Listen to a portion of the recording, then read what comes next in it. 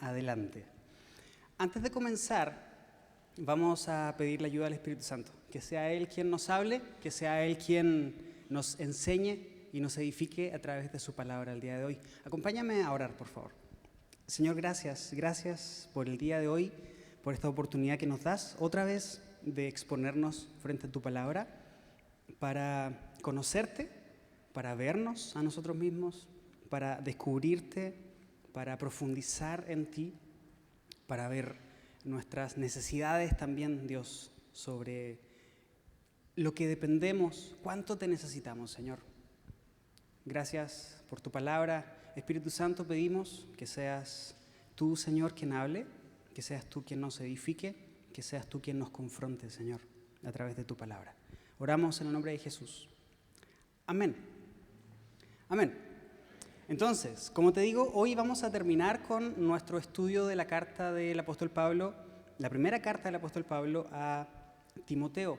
Y la lección del día de hoy, como lección final, es una lección intensa en el sentido de la confrontación que estos últimos versículos trajeron a la vida de Timoteo en primer lugar, a la iglesia en Éfeso, pero por supuesto también a nosotros el día de hoy. Entonces, te voy a pedir que ahí donde estás pongas toda tu atención, te asegures el cinturón, porque lo que vamos a considerar el día de hoy es un desafío, por supuesto, de parte del Señor y de parte de su palabra para nosotros.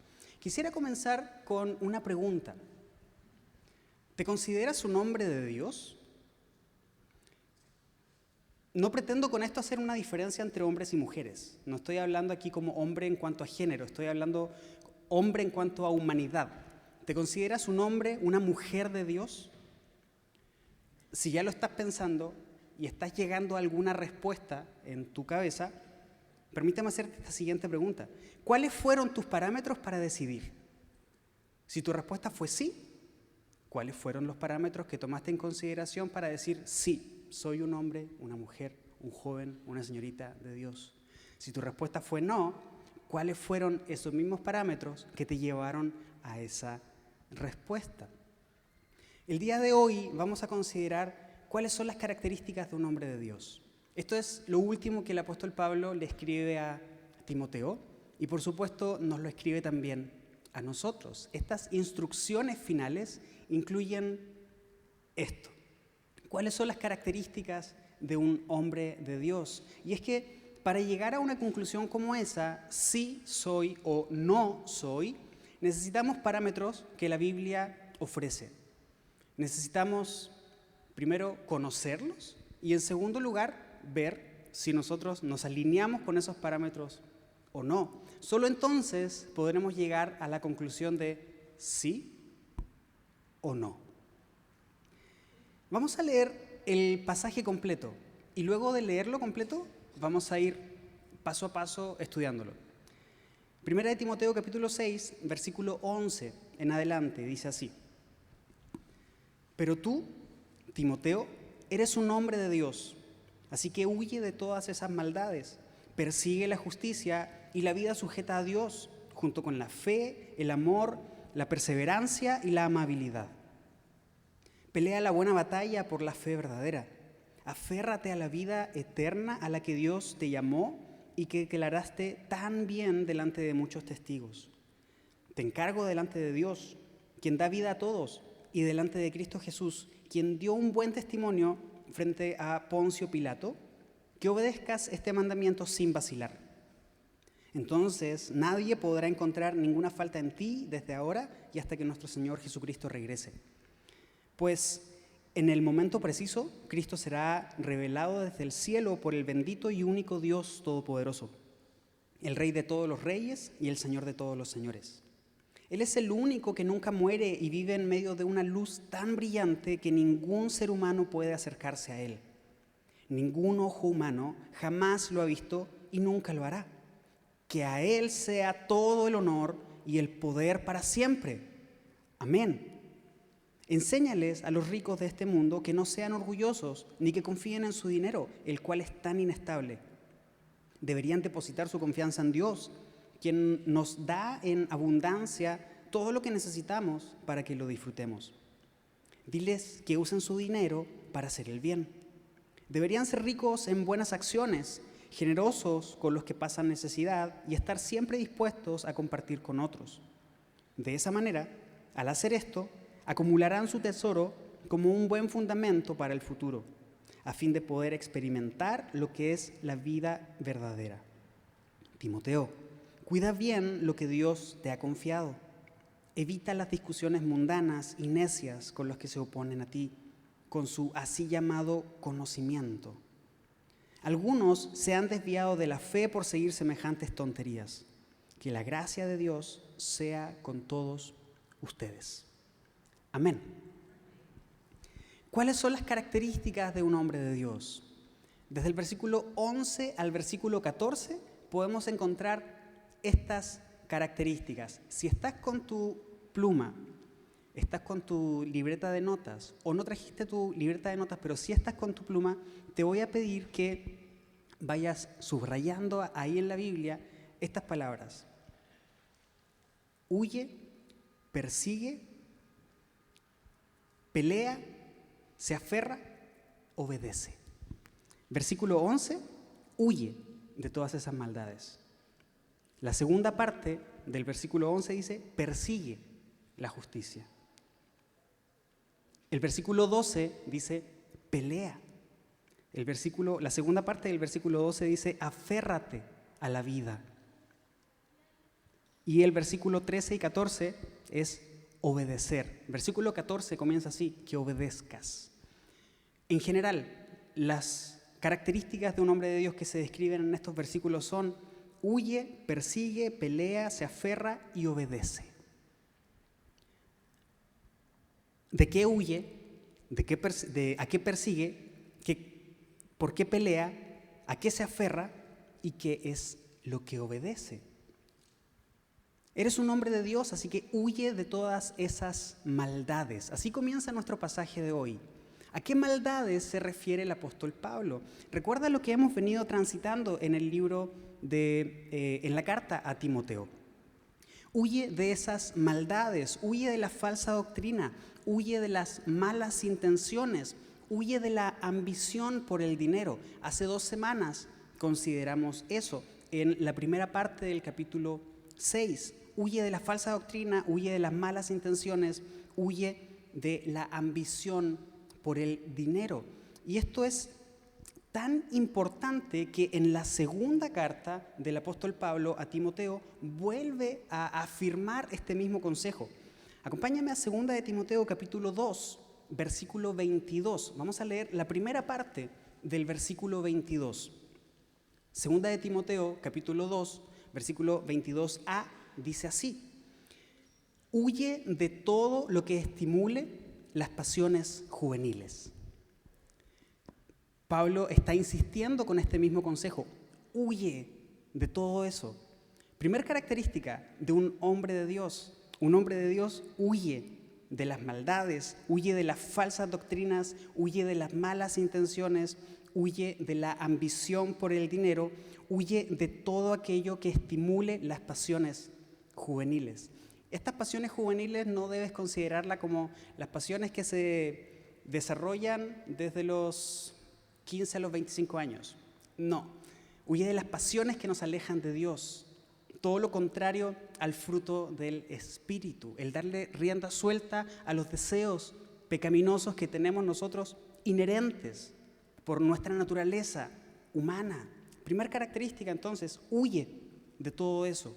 Un hombre de Dios huye de todo eso. En segundo lugar, también ahí en el verso 11, persigue.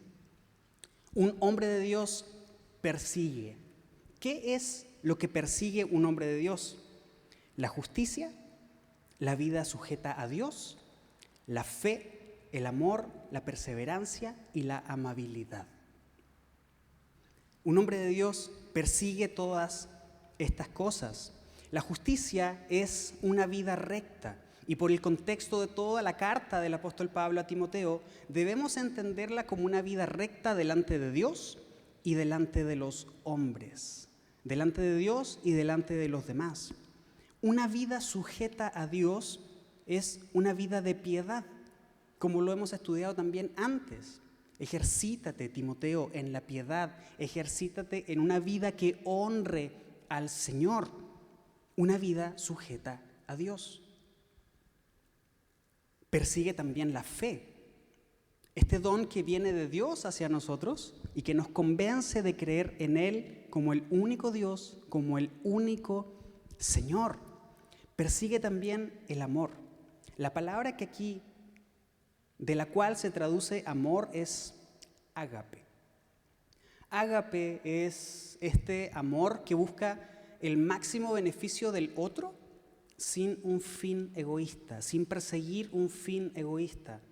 Es un amor objetivo, no es un amor emocional. No tiene que ver con sentimientos, ni tiene que ver con emociones. Es objetivamente hablando buscar el mejor estado del otro sin que eso tenga un trasfondo de yo querer sacar un provecho de eso, sino simplemente hacer que otra persona esté bien, definiendo claramente qué es lo que significa estar bien, por el puro deseo de que esa persona esté bien. Como te digo, no es algo movido por sentimientos ni por emociones, porque si fuera así, podríamos escudarnos en que con quien no sentimos hacerlo, pues no lo haríamos. Solamente con quienes sí lo sentimos. Pero el amor ágape no es así. El amor ágape es buscar el máximo beneficio del otro sin un fin egoísta. ¿Qué otra cosa persigue el hombre de Dios? La perseverancia. Esta capacidad de permanecer bajo los desafíos que Dios asigna. Dios nos permite perseverar en los desafíos que Él va poniendo por delante de nosotros. Un hombre de Dios también persigue esta característica. Un hombre de Dios también persigue la amabilidad, que debiéramos entenderlo también como mansedumbre. Esta acción de perseguir viene de la palabra doico, que significa perseguir de manera agresiva, con insistencia, así como un cazador cuando persigue a su presa, de manera continua. Hace un rato leíamos 2 de Timoteo 22a. Ahora vamos a leer el versículo 22b. 2 de Timoteo 2, 22b dice: en cambio, sigue la vida recta, la fidelidad, el amor y la paz. Disfruta el compañerismo de los que invocan al Señor con corazón puro. ¿Te das cuenta? Pablo es insistente en este consejo a Timoteo.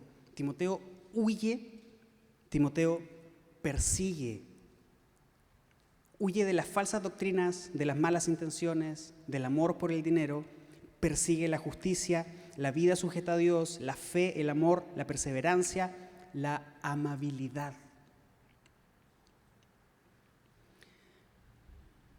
El verso 12 continúa diciendo: pelea la buena batalla por la fe verdadera. Esta palabra pelea viene de la palabra agonizar, sufrir. La buena batalla de la fe verdadera. ¿Qué es esto de la buena batalla de la fe verdadera? Es este conflicto espiritual contra el reino de las tinieblas, en el que tú y yo estamos insertos, queramos o no queramos. ¿Has escuchado que estamos en el mundo pero no somos del mundo? ¿Sí? Estamos en el mundo pero no somos del mundo. Quisiera invertir hoy ese orden y decir: no somos del mundo, pero estamos en el mundo. Y como estamos en el mundo, estamos sometidos al contexto del mundo. En este sentido, tenemos que pelear la buena batalla por la fe. Permíteme explicarlo de esta manera. Cuando Babilonia atacó a Judá y se llevó a los judíos al exilio, en el primer grupo de judíos que se fueron al exilio estaba Daniel. Si lees Daniel, te vas a dar cuenta que el libro comienza de esa forma. El primer grupo de exiliados, ahí estaba Daniel. Daniel y sus amigos se mantuvieron puros en Babilonia, en medio de los caldeos. Eso representa al creyente en medio de la sociedad, en medio de este mundo. Estamos en el mundo, pero no somos del mundo. Daniel y sus amigos estaban entre los caldeos, pero no eran caldeos, eran judíos que amaban a Dios. Y en ese contexto contrario, en ese contexto pagano, ellos decidieron vivir una vida que agradara al Señor. Pelea la buena batalla de la fe. Eso es lo que significa este concepto, este consejo. En cuarto lugar, un hombre de Dios, ahí dice en el versículo 12, se aferra a la vida eterna. Aférrate, Timoteo, a la vida eterna a la que Dios te llamó y que declaraste también delante de muchos testigos. Este concepto de aferrarse es tomar agresivamente, agarrar algo en demostración de una resolución. Es captar la realidad de los asuntos relacionados con la espiritualidad, con la vida espiritual, para vivir una vida desde una perspectiva espiritual. Y esto por el puro hecho de ser llamados por Dios. Pablo le está diciendo esto a Timoteo. Timoteo, necesitas tener una perspectiva espiritual de la vida para que tú puedas vivir una vida espiritual. Si no tienes una perspectiva espiritual, no puedes desarrollar una vida espiritual. ¿Y por qué es importante hacerlo? Lo dice el mismo verso. Porque Dios te llamó y tú ya la has declarado bien también delante de muchos testigos. En la Reina Valera, la versión Reina Valera, aferrarse se traduce como echar mano a una vida espiritual. Por eso te hacía referencia a este concepto de agarrarse firmemente, con decisión. Acompáñame a Romanos, capítulo 8, versículo 14.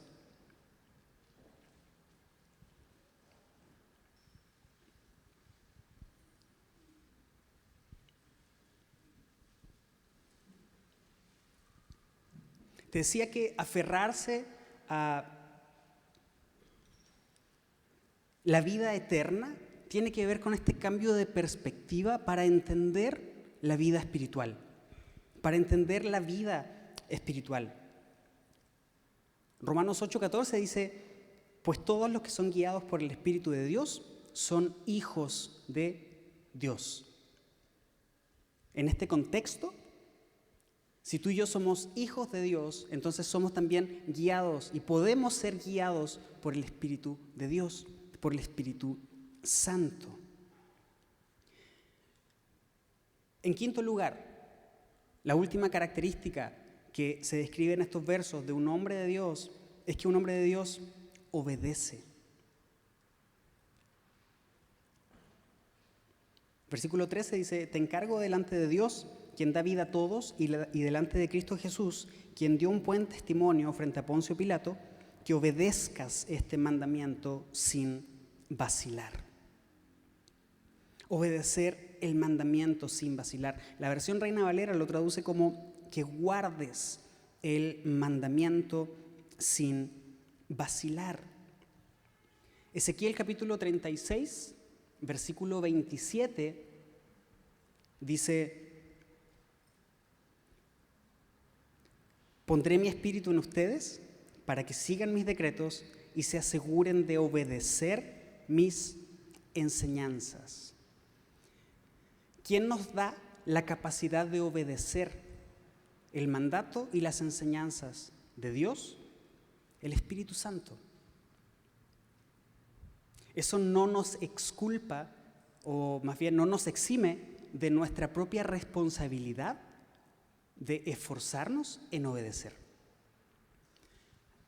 Esta realidad de que es el Espíritu Santo el que nos lleva a obedecer y nos da la capacidad de obedecer, no debería ser nunca un motivo para decir, entonces yo no me voy a esforzar, porque todo depende de Dios. Si bien es cierto, Dios es soberano, tú y yo somos responsables también de responder ante Dios. Por lo tanto, Dios nos da lo que tú y yo no podemos obtener de ninguna forma, su Espíritu Santo, pero tú y yo somos responsables de esforzarnos también por obedecer el mandato que Dios nos dio. Pablo sabía que estas características, estas 5 características que se mencionan en estos versículos, pueden llevar a una vida difícil, con consecuencias que eventualmente pueden ser perjudiciales. Ser un hombre o una mujer de Dios puede incluso llegar a costar la vida. Por eso, Pablo en el versículo 13 dice: te encargo delante de Dios, quien da vida a todos, y delante de Cristo Jesús, quien dio un buen testimonio frente a Poncio Pilato. Ese buen testimonio frente a Poncio Pilato le costó la vida a Jesús. Sin embargo, Jesús nunca se abstuvo de confesar la verdad, sino que lo hizo con denuedo, independiente de lo que eso significara. Es importante este consejo que Pablo le está dando a Timoteo, y con estos versículos lo que le está diciendo es: Timoteo, estas son las características de un hombre de Dios. Huye, persigue, pelea, se aferra, obedece. Y esto es siguiendo el ejemplo de Cristo, quien hizo buena profesión de fe frente a Poncio Pilato y que incluso eso le costó la vida. Ten en cuenta entonces que eso puede también llevarte a ti a ese costo. ¿Cómo se consigue todo esto? ¿Cómo se consiguen todas estas características de un hombre de Dios? A través de la perfección producida por las Escrituras. Acompáñame a 2 de Timoteo, capítulo 3, versículos 16 y 17.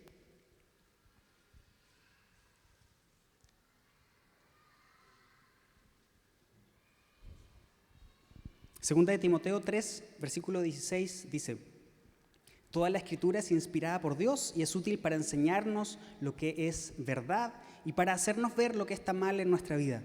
Nos corrige cuando estamos equivocados y nos enseña a hacer lo correcto.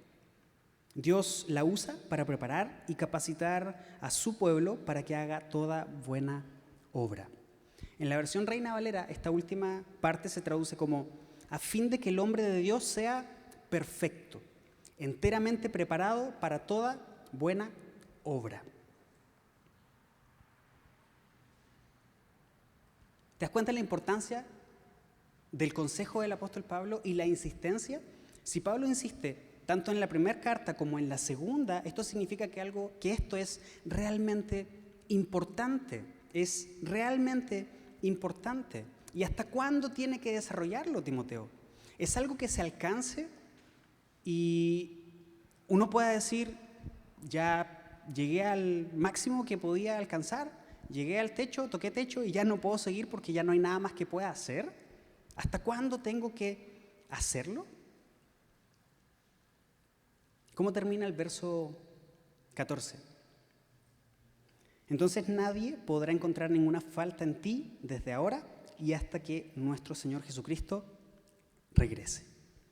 ¿Hasta cuándo deberíamos tú y yo esforzarnos por ser hombres y mujeres de Dios? Hasta que nuestro Señor Jesucristo regrese. ¿Cuándo ocurrirá eso? Nada más la primera parte del versículo 15. En el momento preciso. En el momento preciso. Mientras esperamos el regreso de Cristo, debemos buscar vivir una vida como hombres de Dios. Ya sea que Cristo venga por su iglesia o que Cristo venga por cada uno de nosotros de manera individual. Mientras esperamos el regreso de Cristo, debemos buscar vivir una vida como hombres de Dios. ¿Qué tanto se alinea nuestra vida a estas características que Pablo menciona en este pasaje que tiene un hombre de Dios? ¿Qué tanto estamos creciendo en estas características? Aquí ya tenemos parámetros, objetivos. Ya no estamos hablando de ideas abstractas, simplemente estamos hablando de elementos que son objetivos y que eventualmente son medibles. ¿Estamos huyendo de las maldades? ¿Estamos persiguiendo la justicia? ¿La vida sujeta a Dios, la fe, el amor, la perseverancia, la amabilidad? ¿Estamos peleando la buena batalla de la fe? ¿Nos estamos aferrando a la vida eterna? ¿Estamos echando mano a la vida eterna? ¿Estamos obedeciendo el mandato de Dios? Es una pregunta que tú y yo debemos responder. No es una pregunta que debamos postergar para la próxima semana o en un mes más, o cuando termine de hacer lo que estoy haciendo, voy a retomar esto y voy a evaluar. No, esto es algo importante porque define a un hombre de Dios, define a una mujer de Dios. Cuando estaba estudiando esto, pues por supuesto Dios me confrontaba a mí también respecto a mi propia vida y cómo la he venido desarrollando hasta el día de hoy respecto a estos parámetros que se mencionan aquí. Pero también pensaba qué tan importante es considerar esto, por ejemplo, cuando uno es soltero. ¿Qué es lo que busca una persona soltera en la que puede ser su esposo o su esposa? ¿Busca estas características o no? Porque si es así, estamos buscando correctamente. Pero si no es así, entonces no estamos buscando primero el reino de Dios ni su justicia, sino que estamos buscando las añadiduras. ¿Qué diferente sería la vida si al momento de decidir con quién comenzar a salir para conocernos y eventualmente llegar al matrimonio, tomáramos en consideración esto? Él o ella huye de las maldades, persigue todas las cosas buenas, pelea la buena batalla de la fe, se aferra a la vida eterna, obedece el mandato de Dios. Y también poniéndonos en el otro escenario, ¿soy yo alguien que haga todo esto y que beneficie a la otra persona? ¿Cómo nos ven a nosotros las demás personas? Sin ir muy lejos, dentro de tu casa, ¿cómo te ve tu esposa? ¿Cómo te ve tu esposo? ¿Cómo te ven tus hijos? ¿Te ven como alguien que cumple con estos parámetros? No pienses hacia afuera. No pienses en mi esposo es quien tiene que alinearse a esto. No pienses en mi esposa es la que en este punto le falta todavía desarrollarse. No pienses eso, piénsalo en ti. ¿Cómo te ven a ti? ¿Cómo nos ven en nuestra casa? ¿Has tenido esa plática con tu esposo o con tu esposa? ¿Le has preguntado cómo me ves? Si me tuvieras que evaluar en estos puntos, ¿cuál sería tu percepción respecto a cómo me estás viendo? ¿Te has acercado con alguien a preguntar? Confío en ti, confío en tu criterio, sé que eres alguien sabio, sé que eres alguien que busca y ama al Señor. Dame tu opinión. ¿Cómo me observas en estas cosas?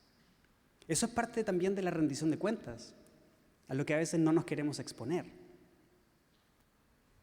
Pero un hombre de Dios cumple con todas estas características. El desafío del Señor es bastante profundo en este momento para todos nosotros.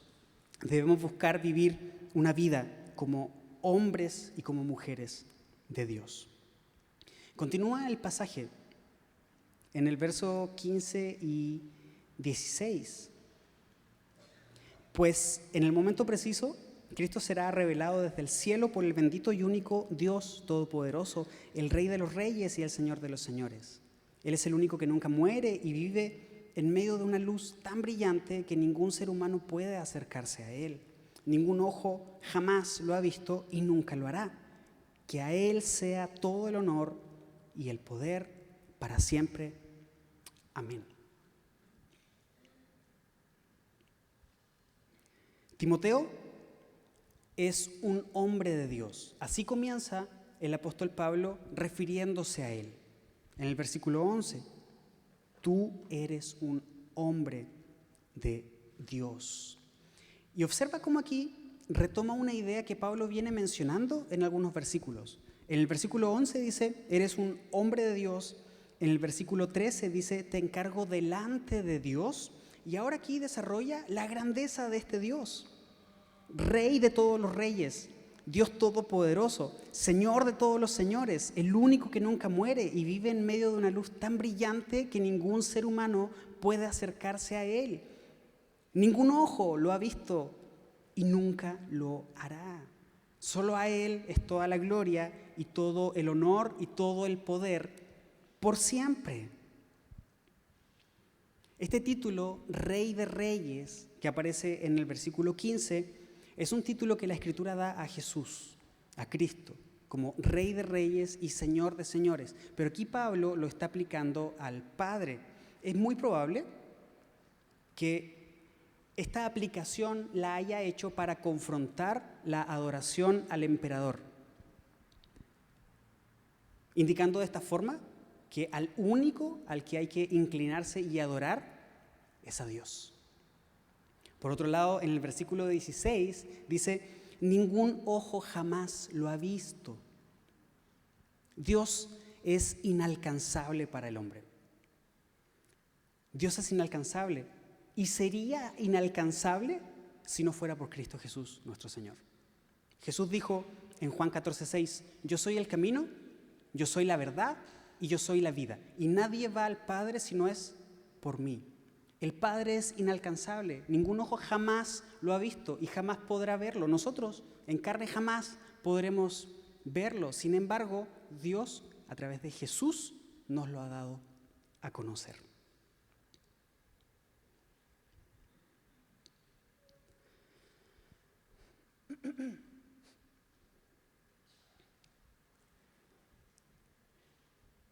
Gracias al Señor por su palabra y por su desafío el día de hoy.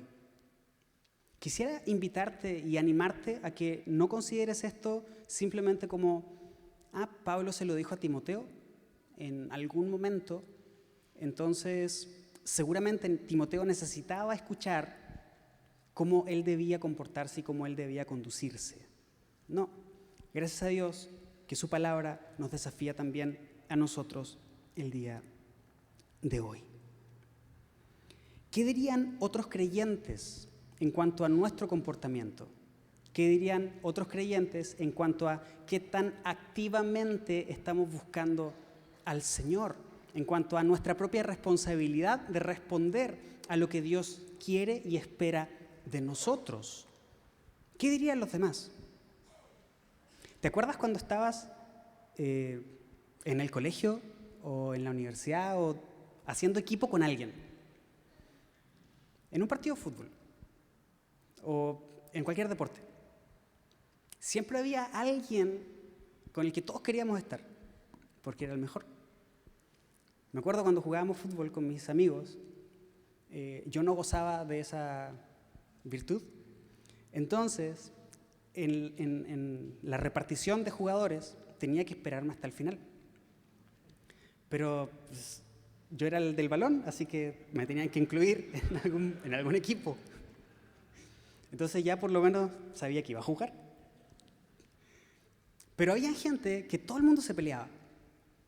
Me acuerdo cuando estaba también haciendo algún trabajo en el colegio o en la universidad y nos hacían hacer trabajos de equipo con 3 o 4 personas. Siempre había algunas personas con las que todos queríamos trabajar. Porque sabíamos que era el que más estudiaba, sabíamos que era el que más se esforzaba, tal vez no necesariamente el más inteligente, pero sí el que tenía todo claro, el que tenía todas las instrucciones claras, porque era el que más se dedicaba a estudiar, o el que escribía bien. escribía bonito y las ideas eran muy claras, entonces sabíamos que no íbamos a batallar. O si teníamos que hacer una exposición, él puede, él sabe, él pasa y se desenvuelve bien, entonces yo me puedo quedar atrás, no pasa nada. Pero también todos sabíamos con quién no queríamos trabajar, con quién no queríamos hacer equipo. ¿Sí o no? Y como que le sacábamos la vuelta. Armen en grupos y la persona estaba por allá y nosotros inmediatamente hacíamos esto. Y nos dábamos la vuelta. ¿Sí? Eso, en el mejor escenario, tal vez tú y yo estábamos en el medio. Ni allá, ni acá. Pero cuando estábamos del lado acá y la gente no quería trabajar con nosotros, porque éramos nosotros los que no nos esforzábamos, porque éramos nosotros los que no estudiábamos, porque éramos nosotros los que no teníamos tanto talento para el deporte. ¿Cómo nos sentíamos? ¿Podíamos nosotros llegar a la conclusión en ese momento, hablando en términos de trabajo, por ejemplo? Entiendo por qué no se quieren acercar a mí, entiendo por qué no quieren trabajar conmigo, porque en realidad no le echo ganas. O tomábamos esta postura de ellos se lo pierden. Yo sé lo que valgo. ¿Cómo nos ven los demás cristianos? ¿Cómo nos ven los demás creyentes? ¿Nos ven como alguien a quien quieren acercarse para crecer en el Señor? ¿Nos ven como alguien con quien quieren relacionarse porque saben que vamos a ser de bendición para su vida? ¿Porque observan estas características de un hombre y de una mujer de Dios en nosotros? ¿O somos de esos cristianos que la gente a veces como que nos saca la vuelta? Porque decimos una cosa, pero nos comportamos de otra. Porque decimos amar al Señor, pero no seguimos sus mandamientos. ¿En qué lugar estamos nosotros? Esto nos lleva a ese tipo de cuestionamientos. ¿Colaboramos nosotros en el crecimiento de los demás al buscar ser como Cristo? Si es así, estamos caminando en dirección a ser un hombre de Dios, a ser una mujer de Dios. Pero si no es así, Dios es quien nos está desafiando el día de hoy, a arrepentirnos, a cambiar de dirección, a buscar al Señor y a crecer en su conocimiento. Continúa el pasaje, versos 17 al verso 19. Pareciera que cambia de tema, pero sigue con la misma idea. Enséñales a los ricos de este mundo que no sean orgullosos ni que confíen en su dinero, el cual es tan inestable. Deberían depositar su confianza en Dios, quien nos da en abundancia todo lo que necesitamos para que lo disfrutemos. Diles que usen su dinero para hacer el bien. Deberían ser ricos en buenas acciones, generosos con los que pasan necesidad y estar siempre dispuestos a compartir con otros. De esa manera, al hacer esto, acumularán su tesoro como un buen fundamento para el futuro, a fin de poder experimentar lo que es la vida verdadera. Éfeso era una ciudad próspera. Económicamente le iba muy bien. Eso significa que es muy probable que en la comunidad de creyentes en Éfeso, que es donde estaba Timoteo, hubieran personas con mucho dinero, hubieran personas ricas. En estos versículos, el llamado y el consejo del apóstol Pablo a Timoteo es llevar a los hermanos de la iglesia a ser buenos mayordomos, no a abandonar las riquezas, sino que a hacer buen uso de ellas, a ser buenos mayordomos. Y confronta a estas personas desde el punto de vista de qué es lo que está en la base de su vida. Si la base es la riqueza, entonces el resultado es orgullo. Enséñales a los ricos de este mundo que no sean orgullosos ni que confíen en su dinero, el cual es tan inestable. Cuando tú y yo basamos nuestra confianza en la inestabilidad de las cosas materiales, eso eventualmente tal vez por poco tiempo o por mucho, dependiendo de cuánto Dios permita que tengamos esa estabilidad, nos lleva al orgullo. Porque confiamos en nuestro esfuerzo, confiamos en nuestras posibilidades, confiamos en las cosas que podemos tocar y que podemos ver. El consejo de Pablo es, si ustedes ponen esas cosas materiales, la riqueza, como la base de su vida, eso inevitablemente los llevará al orgullo. Por otro lado, cuando es Dios la base de la vida, bueno, pueden usar su dinero para hacer el bien, pueden ser ricos en buenas acciones, generosos con los que pasan necesidad, estar siempre dispuestos a compartir con otros.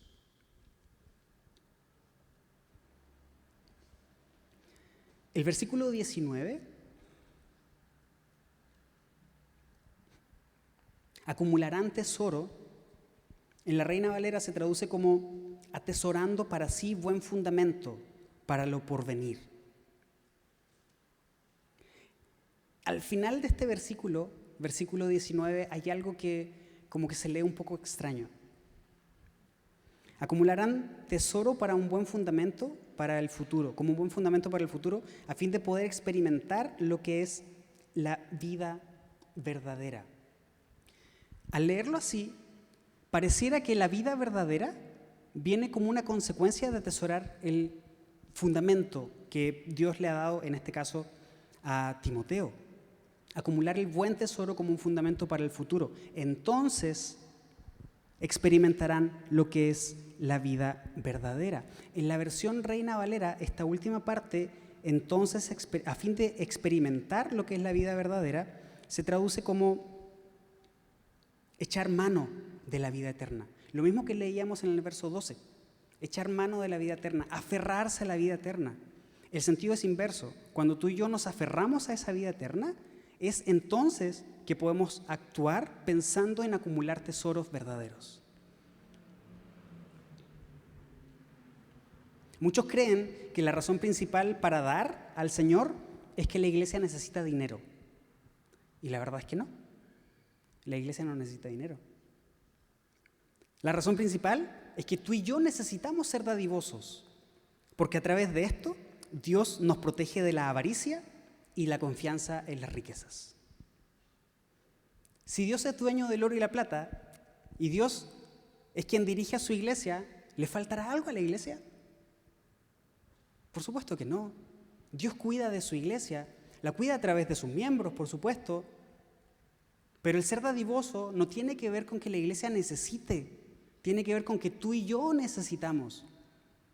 Es la forma en la que Dios nos cuida de no ser avaros ni confiar en las riquezas.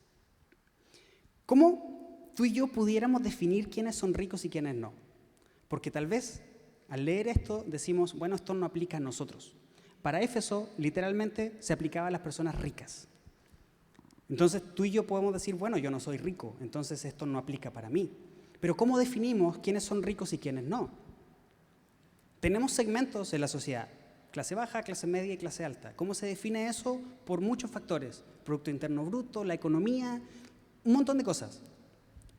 Pero eso es relativo a la ganancia o a la riqueza del país.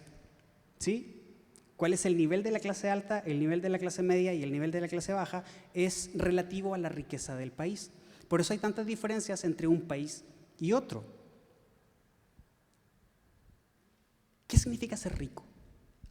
Lo leíamos al principio del capítulo 6, hace 2 semanas atrás. Tener contentamiento con las cosas que tenemos. Ninguno de nosotros vino con nada, ninguno de nosotros se irá con nada. Por lo tanto, deberíamos aprender a estar contentos con las cosas que Dios nos ha dado. Si tenemos lo suficiente y más, ya tenemos cosas que eventualmente podemos también compartir con los demás. Desde esa perspectiva, este consejo también aplica para nosotros. Usar bien el dinero, usar bien los recursos. ¿Para qué? Para hacer el bien. Y en vez de ser ricos en recursos, ser ricos en buenas acciones. ¿Qué tipo de buenas acciones? Ser generosos con los que pasan necesidad, estar siempre dispuestos a compartir con otros. Y de esta forma entonces acumular un tesoro como un buen fundamento para el futuro. Esto sigue siendo una característica de un hombre de Dios. Además de las 5 que vimos hace un rato, esto sigue siendo otra característica de un hombre de Dios. ¿En dónde está tu confianza? Hombre y mujer, por supuesto. ¿En dónde está tu confianza? ¿Estás buscando ser rico en términos materiales o estamos buscando ser ricos en buenas obras? No considerando que las buenas obras nos llevarán al cielo, sino que considerando que las buenas obras se derivan de una vida que se aferra a Dios, que busca agradar y complacer al Señor. Los últimos versos de este pasaje dicen, verso 20, Timoteo, cuida bien lo que Dios te ha confiado. Evita las discusiones mundanas y necias con los que se oponen a ti, con su así llamado conocimiento. Algunos se han desviado de la fe por seguir semejantes tonterías. Que la gracia de Dios sea con todos ustedes. Observa cómo comienza el verso 20. Timoteo, cuida bien lo que Dios te ha confiado. Lo que Dios te ha confiado, esta expresión, lo que Dios te ha confiado, viene de una sola palabra en griego que significa depósito o fideicomiso. Pablo le está diciendo, cuida bien de eso, cuida bien de ese depósito, cuida bien de ese fideicomiso. Timoteo debía guardar la verdad. Así como cada líder de la iglesia debe guardar también la verdad. Pero este no es un mensaje solamente para los líderes de la iglesia, es un mensaje también para la iglesia. Cada creyente debe guardar la verdad. Lo leíamos en el capítulo 3. La iglesia es columna y baluarte de la verdad. Es la iglesia la que guarda la verdad. No dice los pastores son columna y baluarte de la verdad. Los líderes cristianos son columna y baluarte de la verdad. No, la iglesia. Y tú y yo somos parte de la iglesia. Entonces este consejo también aplica para nosotros. Tú y yo debemos guardar la verdad. Y guardamos la verdad también evitando discusiones mundanas y necias con los que se oponen con su así llamado conocimiento. Este así llamado conocimiento y esas discusiones que debemos evitar, no sé si te acuerdas, lo habíamos visto ya en capítulo 4, versículo 7, cuando le dice Timoteo, evita esas discusiones y esos cuentos de viejas. Ya vimos en ese momento que eso se refería a estas personas que no tenían ningún tipo de conocimiento bíblico, ningún tipo de conocimiento espiritual de Dios. Evita la falsa doctrina, todo lo que se afirma como verdad, pero que es mentira y que tiene como propósito desviarnos de la fe.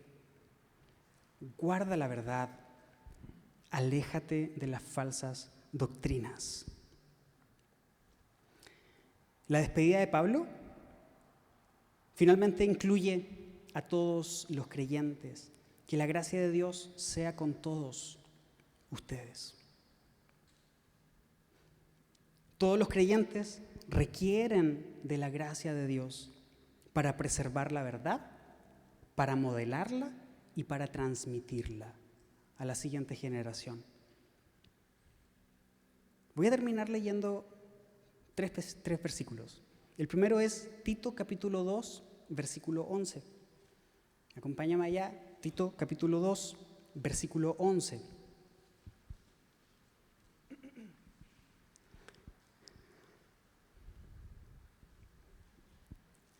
Tito 2:11 dice, pues la gracia de Dios ya ha sido revelada, la cual trae salvación a todas las personas. El apóstol Pablo sabía que los creyentes en Éfeso, que Timoteo y que toda la iglesia necesitaban la gracia de Dios para poder cumplir con todos los mandatos que Dios tiene para su iglesia. Y Dios sabe que tú y yo también necesitamos esa gracia. Pero la gracia de Dios ya ha sido revelada y trae salvación a todas las personas. Acompáñame rápidamente a Juan, capítulo 1, versículo 14. Lo voy a leer en la versión Reina Valera. Juan capítulo 1, versículo 14. En la versión Reina Valera dice, y aquel verbo fue hecho carne y habitó entre nosotros. y vimos su gloria, gloria como del unigénito del Padre, lleno de gracia y de verdad. ¿Quién revela esa gracia de Dios? Cristo. Cristo revela esa gracia. El Verbo fue hecho carne y habitó entre nosotros, y a través de Él, tú y yo hemos podido ver la gloria de Dios, esa gloria como del unigénito del Padre, lleno de gracia y lleno de verdad. Avanza ahora al versículo 17, también del capítulo 1 de Juan. Versículo 17 del capítulo 1 dice: pues la ley por medio de Moisés fue dada, pero la gracia y la verdad vinieron por medio de Jesucristo.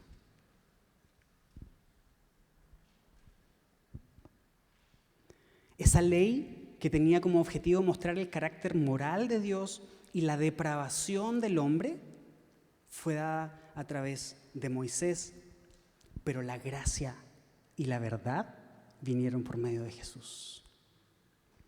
Jesús es a quien tú y yo necesitamos para poder ser hombres y mujeres de Dios. Es Jesús, es su gracia, es su verdad, es su evangelio lo que tú y yo necesitamos para ser verdaderos hombres y mujeres de Dios. Y esa es la buena noticia, que tú y yo éramos esclavos del pecado, pero Dios se hizo hombre en Jesús para que tú y yo hoy podamos ser esclavos de Él por amor, para que ya no seamos dirigidos por nuestras pasiones, sino que para que podamos vivir una vida llena del Espíritu Santo, que nos conduzca cada vez más a modelar a Jesús y ser un hombre y una mujer que glorifique a Dios con su vida. Amén. Qué desafío, ¿no? Qué desafío, como termina la carta del apóstol Pablo a Timoteo. Al principio de la enseñanza te preguntaba, ¿te consideras un hombre de Dios? ¿Te consideras una mujer de Dios?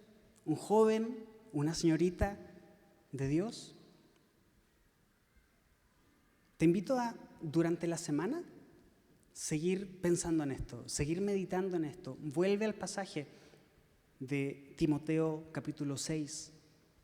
Léelo, óralo, pregúntale al Señor, ¿en qué punto está tu vida respecto a ser o no un hombre de Dios? Si hay algo de lo que debamos arrepentirnos, arrepintámonos. Caigamos a los pies del Señor en arrepentimiento, reconociendo que solamente en Él encontramos gracia para perdón y salvación.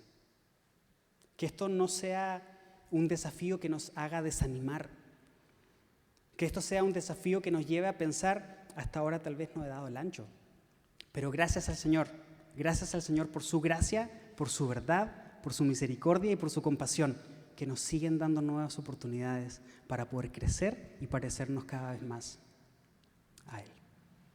Amén. Oramos y le damos gracias al Señor.